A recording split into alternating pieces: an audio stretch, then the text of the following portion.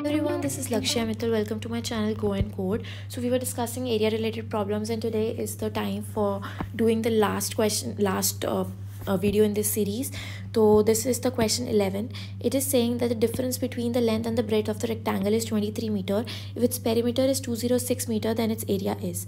Perimeter पता है ना क्या होता है? 2L plus P is the perimeter.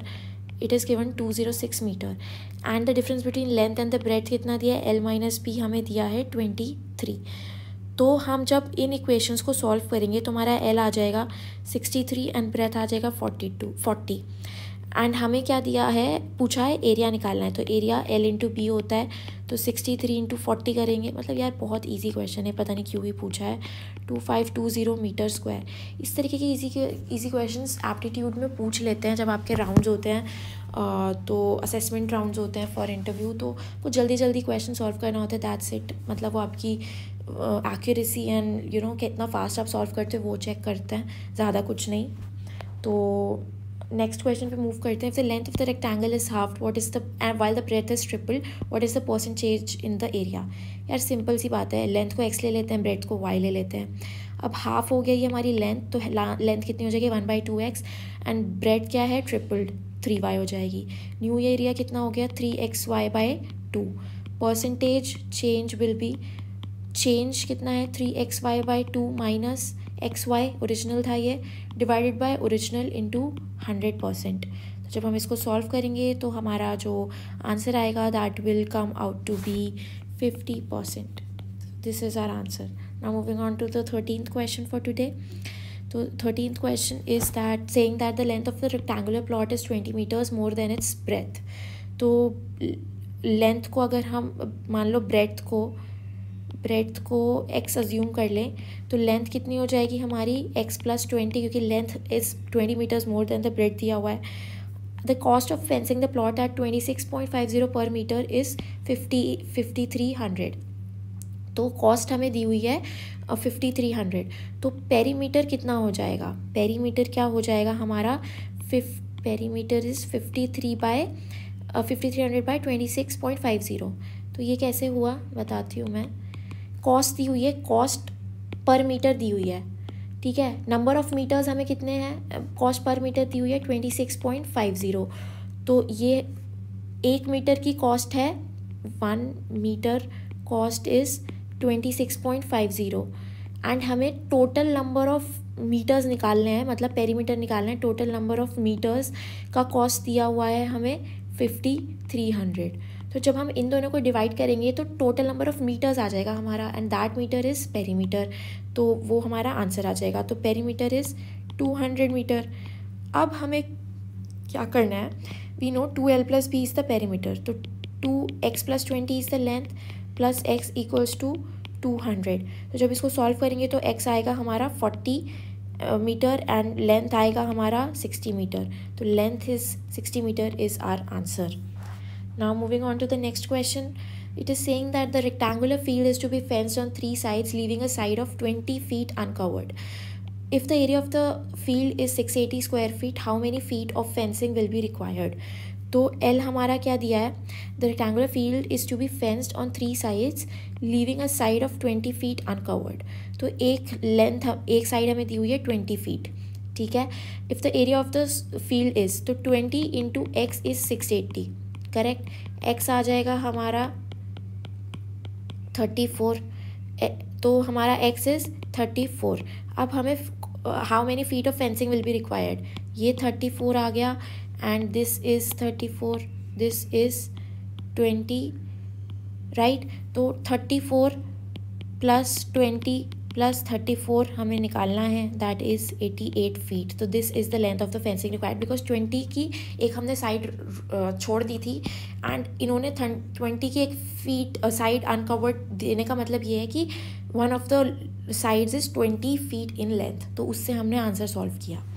Now moving on to the last question for today and this series, that is saying a tank is 25 metre long.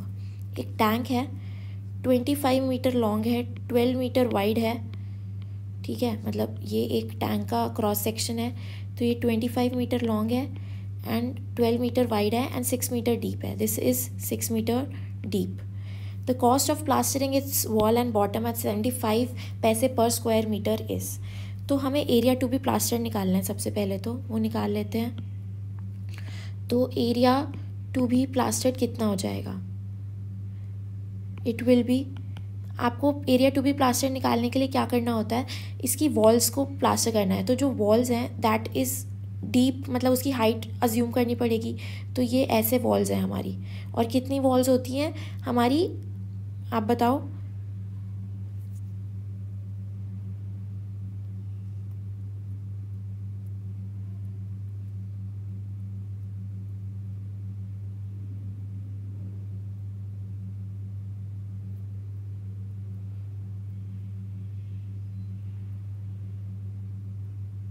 तो हमारी 4 walls होती है, राइट।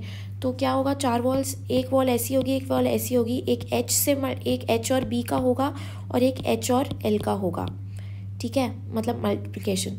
तो हमारा क्या होगा, 2H plus L, 2H plus L plus 2H plus,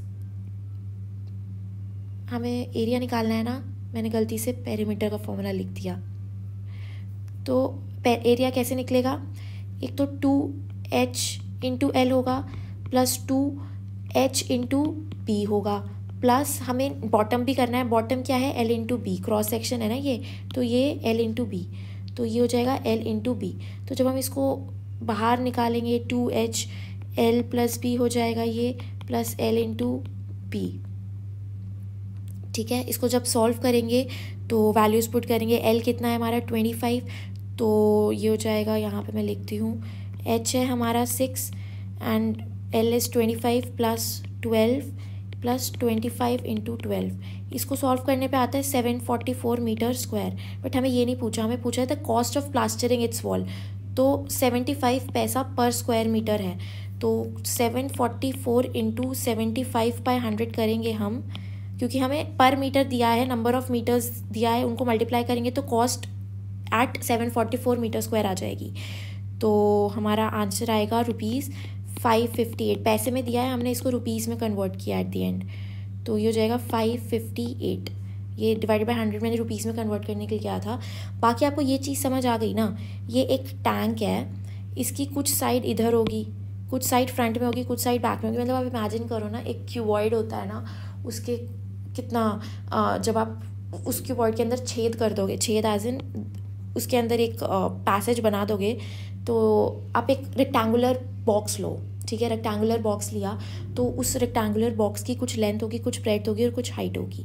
तो ये हाइट है, इस हाइट से लेंथ को मल्टीप्लाई किया 2 टाइम्स, क्योंकि इधर भी होगा और इधर भी होगा। सिमिलरली एक हाइट का मल्टीप्लिकेशन होगा ब्रेड से इन फ्रंट इन बैक, मतलब उसका एक फ्रंट एज होगा, एक साइड एज होगा, एक इधर वाला एज होगा और एक बैक एज होगा, एंड एक बॉटम एज है which is L into B. तो ऐसे ही हमने इस क्वेश्चन को सॉल्व किया। आप खुद इमेजिन करो, आपको समझ आएगा कि मैंने यहाँ पे 2H इंटू एल क्यों किया है, 2H इंटू बी क्यों किया है, correct. So this was it for this video. I hope you understood it, and if you did, then do not forget to like, share and subscribe to my channel. Till bye bye.